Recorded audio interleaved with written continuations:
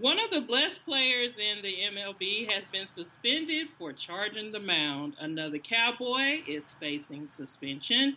Floyd Mayweather finally said something I could agree with. And fish on ice in Pittsburgh. Good evening, ladies and gentlemen. These are some of the things that we will discuss and much more on the I Talk Back Sports Show. I'm joined by my wonderful co-host, Jamal Bonner. Hey, Kate. So, Jamal, would you like to give a shout out? Okay, I'd love to get a shout out to former one-time Dallas Cowboy quarterback Danny White, who is not in the Ring of Honor, but who did take the Dallas Cowboys back in the 80s to 3 straight NFC Championship games. And with all of the hoopla being praised on Romo, I saw a comment on Reddit that I thought I would go ahead and quote by a gentleman by the name of Ace of Spades. And what was written is this. He was the Romo before Romo. Had great numbers for his time, but the team couldn't win the most meaningful games they played. I agree that he definitely deserves some love and should be in the Ring of Honor. This was written last January.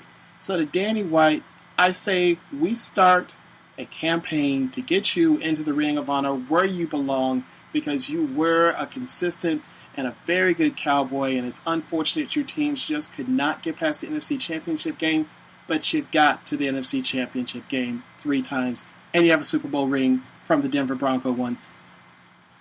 That's all I got. Okay? What about you? Okay, I want to give out a shout out to Russell and Nakia also for Peanut. She's paying attention. She's tuning in.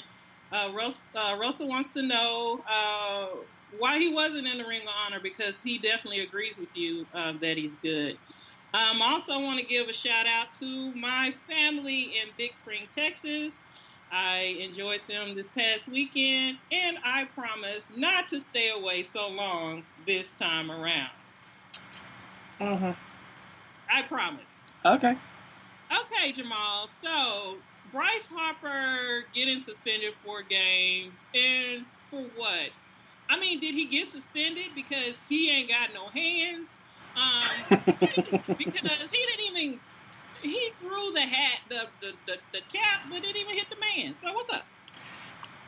It looked as though he was trying to, and it slipped out at the last minute. But Bryce did throw a couple of hail makers. One of them actually did hit, one hit, but it was primarily for probably charging the mound. There was kind of a bit of an overreaction to being plunked, but the plunking was unnecessary, and that the pitcher did get a 6-game suspension was appropriate in my book. What'd you think, Kay? It was funny. I mean, Herman says one guy wasn't trying to fight, and the other guy was happy that he wasn't trying to fight. You know what I'm saying? It's like one of those things. They both scared. Yeah. Like, that's not their thing. They're baseball players. They're not boxers, so who cares? Yeah. Yeah. All right, now, so you want to talk about the coverage of Tiger Woods' DUI. I find it interesting. I think that once it was determined that this was a driving under the influence and that it wasn't actually a driving while, let's say, intoxicated with alcohol, that honestly, it's probably the end of the story. The man had surgery last week, and while he did say he felt good, that doesn't mean he's not still taking painkillers. A mismanagement of painkillers in this case, and it's not that I'm Tiger Woods slurping here, but a mismanagement of painkillers, going out a little later than you should. Yeah, he probably should not have been behind the wheel. I completely agree with that. But the coverage on this is just turning ridiculous. I've gotten 2 notices now about the police releasing the video showing the sobriety test and of what the vehicle he was driving looked like.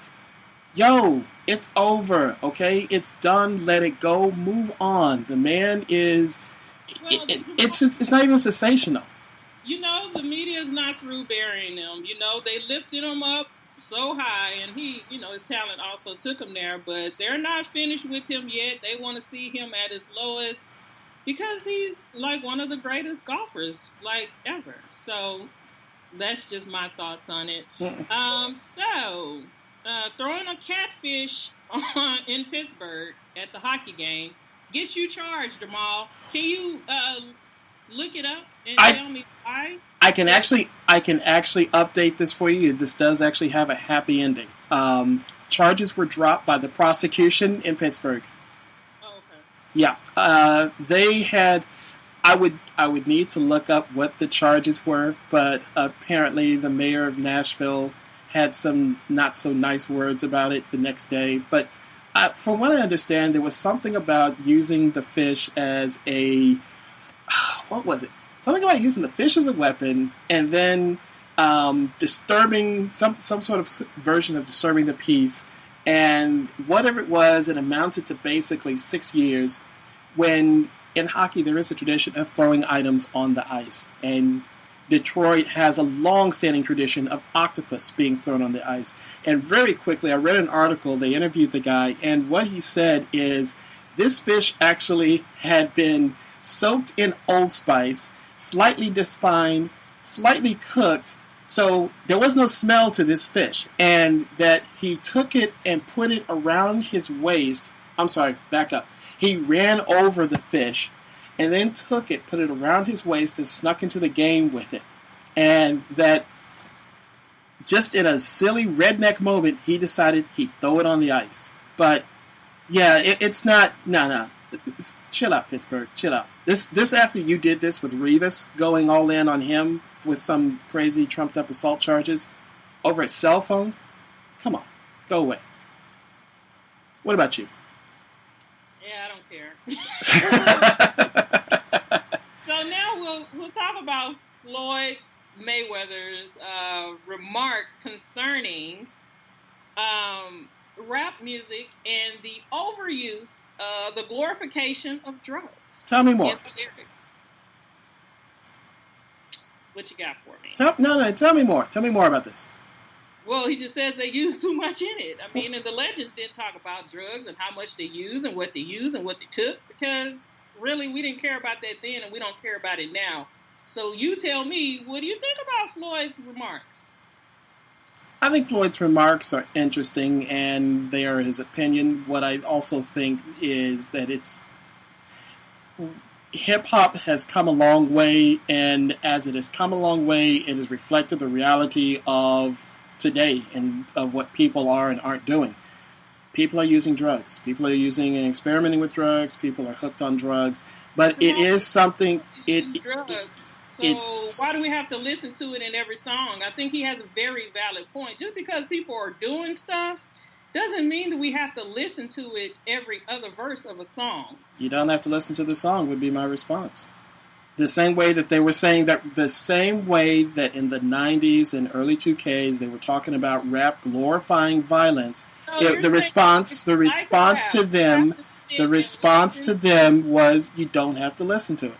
So I'm asking you the question that if you like rap music and the only thing they're talking about is rap, you're just going to have to not listen to rap because you like it and you're expecting more and for people to put out a better product? Oh, not all rappers are just talking about the same thing. So that's the same response to back then to as it is now. That if your particular favorite rapper is rapping about drugs, it's unfortunate and you just don't listen to them. But no, not all rappers are rapping specifically about drugs and drug use. Yeah.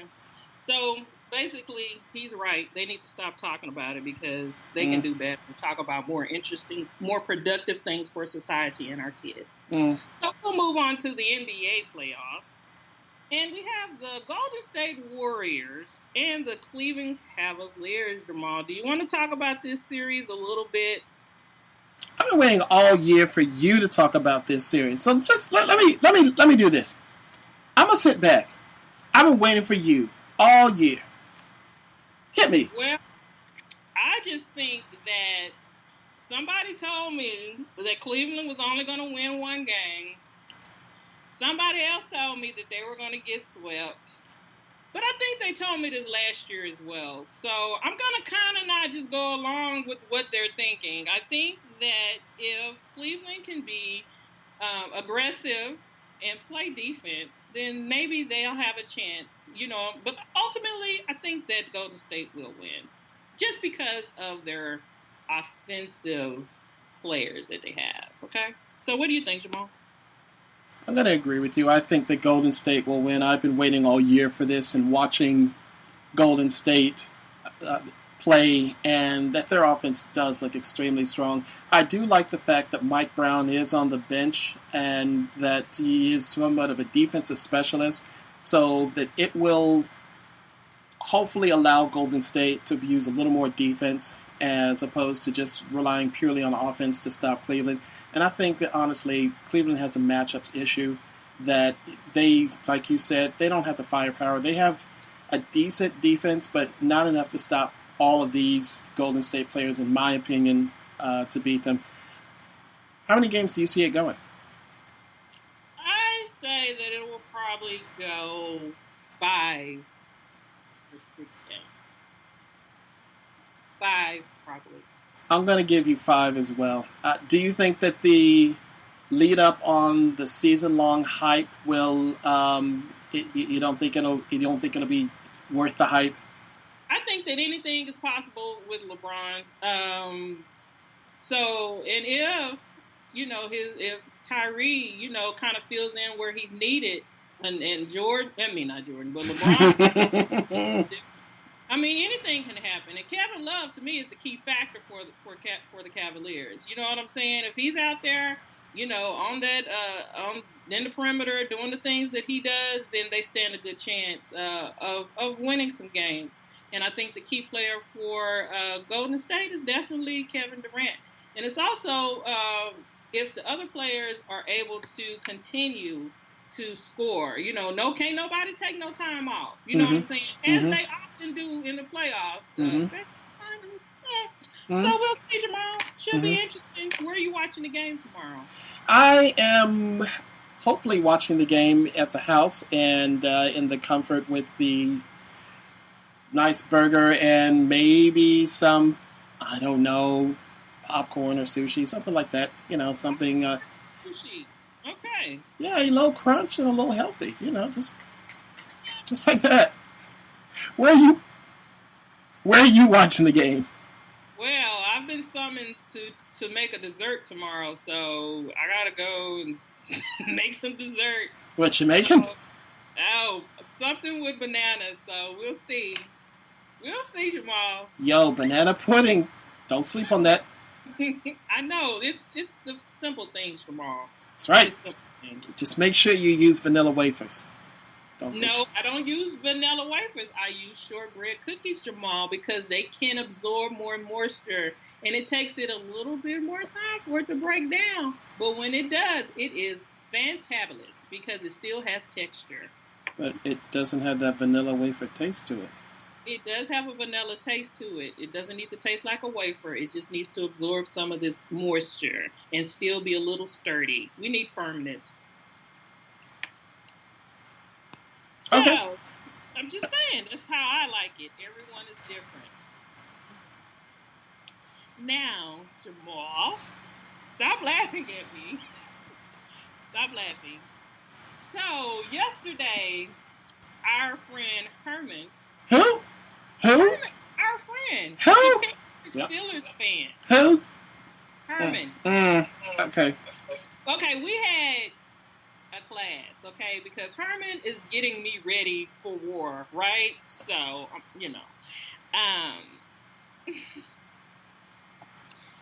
so we discussed different packages, the defense and the offense, and we went through some film, okay? Oh, we doing some off-season training here? Is that what's going on?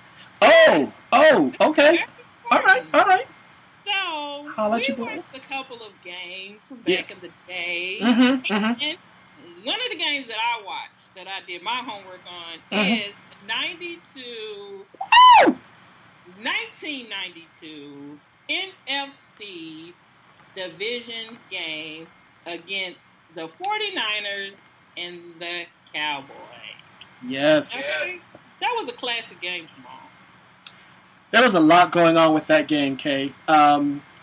For Cowboy fans who are a little bit on the older side, that game was a redemption matchup and win from the 1982 championship matchup, Danny White.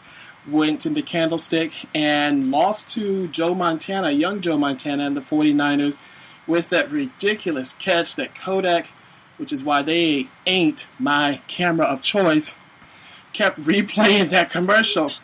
One reason they're not your favorite. A little Black History fact, but we'll get back to that in a minute. Oh, we're going to get back to that. I'm interested in that. But they replayed Everson Walls standing underneath Dwight Clark making that catch. And we had to suffer through that throughout the 80s and into the early 90s. And then this game came about. And let's never mind the fact that we beat the Eagles the week before to just, with Herschel Walker and Randall Cunningham. They just had a horrible game, blew them out 34-10. We'll forget about that.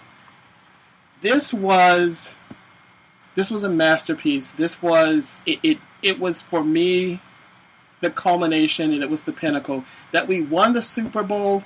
We'll talk about that next week. But even now, I'm beaming. That was a wonderful game. What did you see?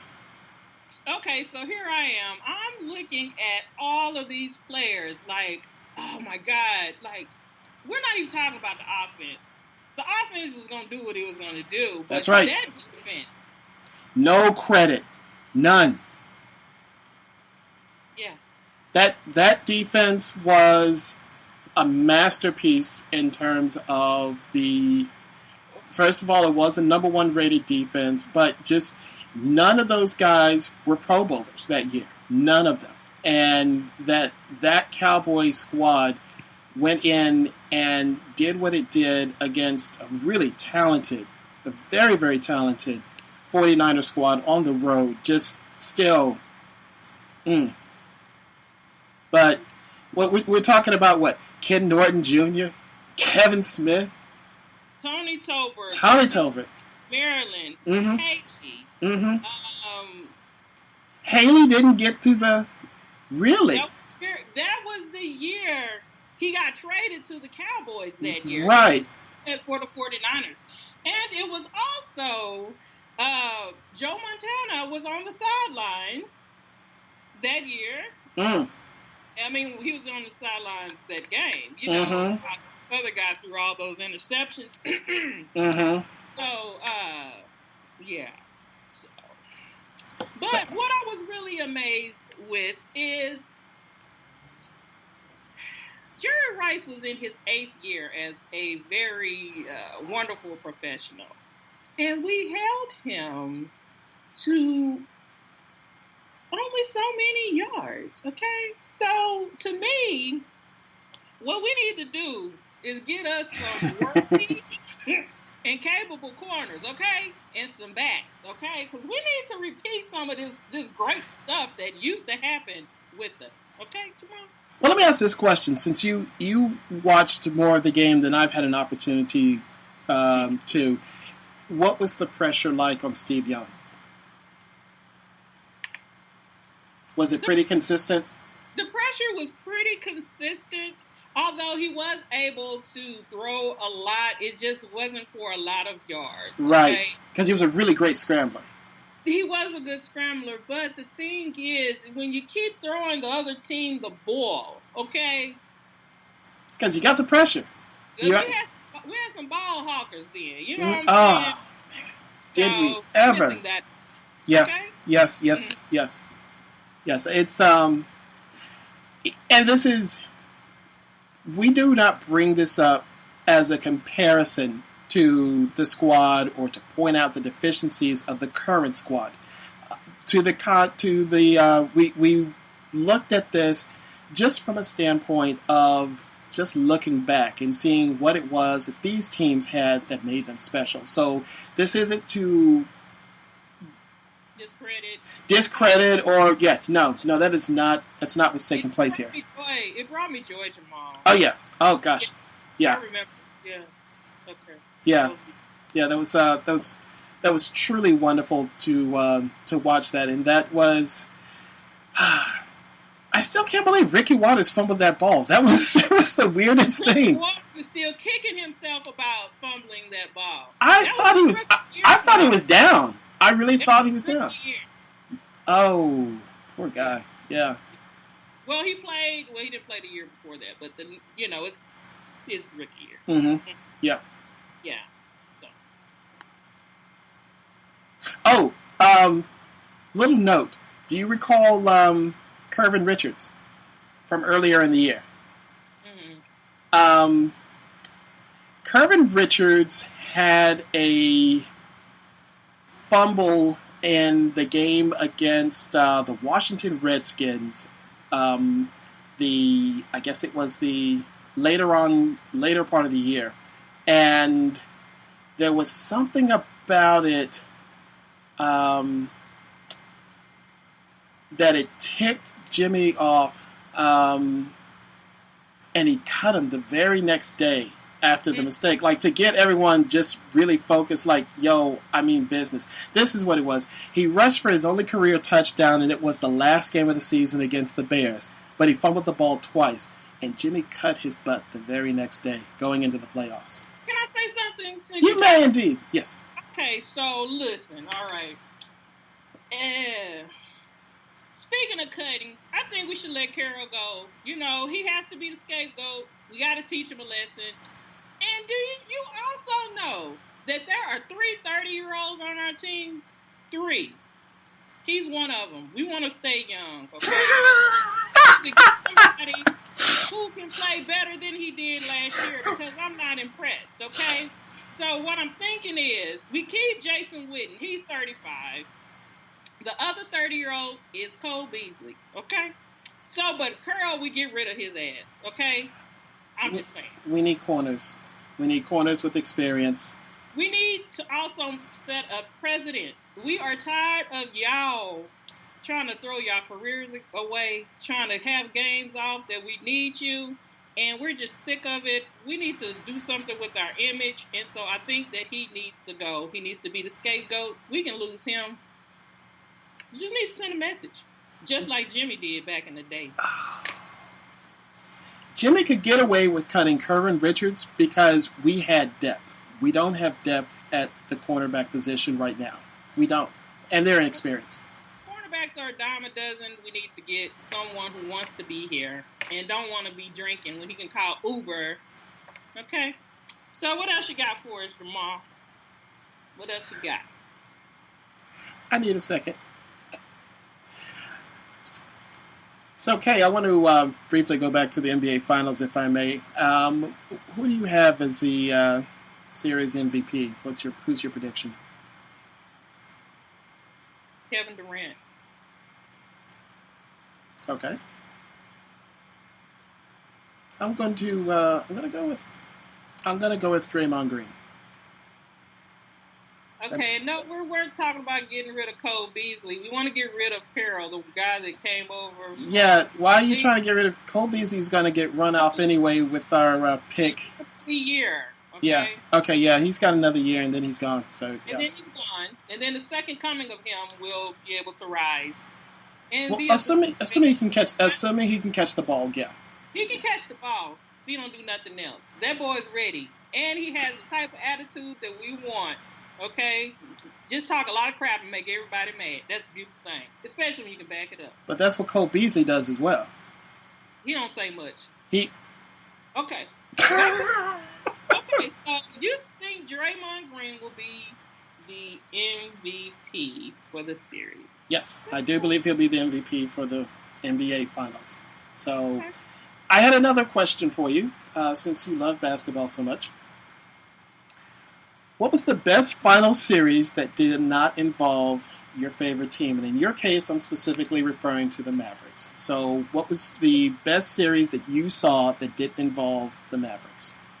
Are we talking about the best... that you saw, to you? Series? It don't matter what the series was? Doesn't matter what the NBA Finals series was. Oh, the NBA Finals. Yes. Oh, my God. It would have to be... it would have to be the Bulls and the Lakers. I hate you. I'm just saying. I hate you. It was a dark summer day. I hate you. But it is. I mean, I was a Bulls fan before I was a Mavericks fan. Actually, I was a Michael Jordan fan and he just so happened to play for the Bulls. So that's it. Jamal, can you come back and speak with me? I hate you.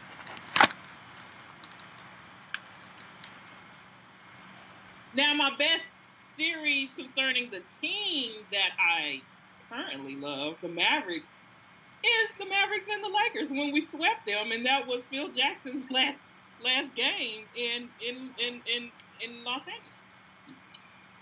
But you didn't ask me that question, so. So my favorite final series.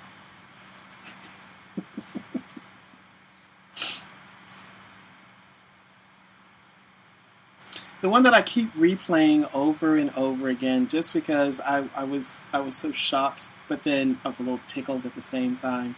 Just in just complete disbelief as I watched it, was your Mavericks losing to that not so great team in Miami, and that no one could understand that when Dwayne Wade jumped in the air, that they needed to move back or out of the way so he didn't jump into them and draw a foul.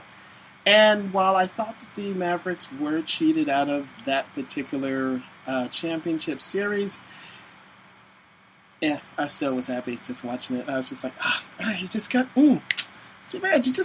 Y'all just couldn't get it right, couldn't get it straight. It's just, I didn't get that. But yeah, did wonders for me. Robert thinks that the Warriors will win in 6. Mm-hmm. And Kendrick's favorite series is the Jazz versus the Bulls. Why, Kendrick? Tell us why.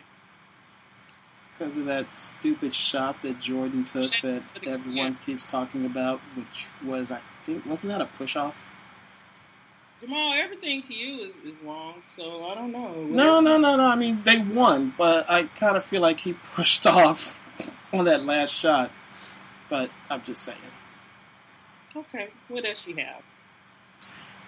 have? The only thing that I have is I want to take a moment and say a few words for a sports writer who just passed away earlier this week. A gentleman by the name of Frank DeFord, who was a longtime writer for Sports Illustrated.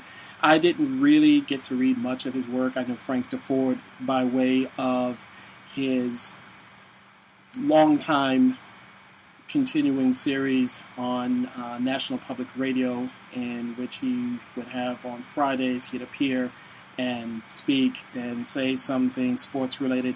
Gave some very interesting insights and comments on sport related events. And so while most people grew up listening to Tom Joyner and whomever during the morning, I had to listen to Morning Edition. So my one treat was on Fridays.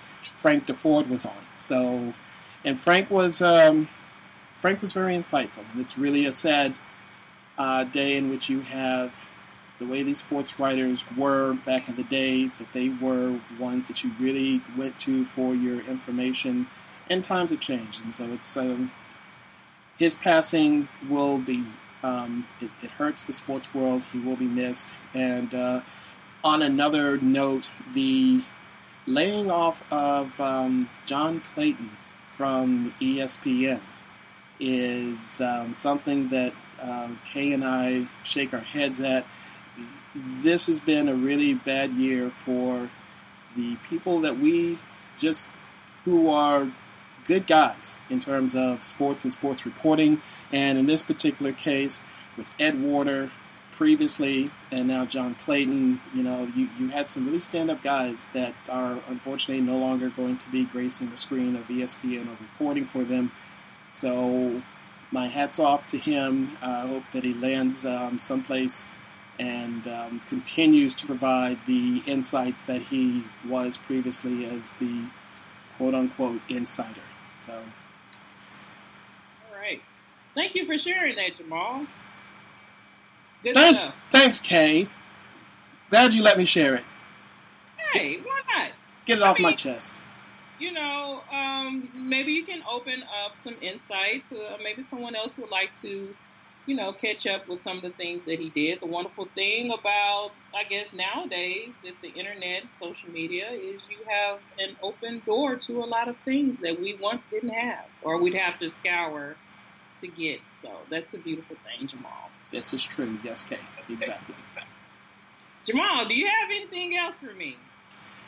Kay, it's been fun going back and looking over the 92 Cowboys and reliving that moment.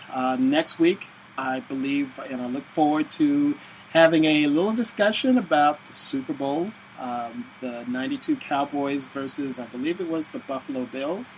The Buffalo Bills. Buffalo Bills. And strong, Jamal. They started strong. They just couldn't last. No judgment, but I'm going to be a little bit of an apologist for that Bills squad, so I am going to have some words. I am a Cowboys fan, but I just I'll have some. I'm going to be devil's advocate next week, so be ready. But until then, Kay, do you have anything? No, it's been a great show. Thank you, everyone, for listening online, on Facebook, Spreaker.com. We're on YouTube. Hey, we're trying to cover it all for everybody. So there'll be no excuses to miss this wonderfulness. Thank you so much for listening. Thank you all.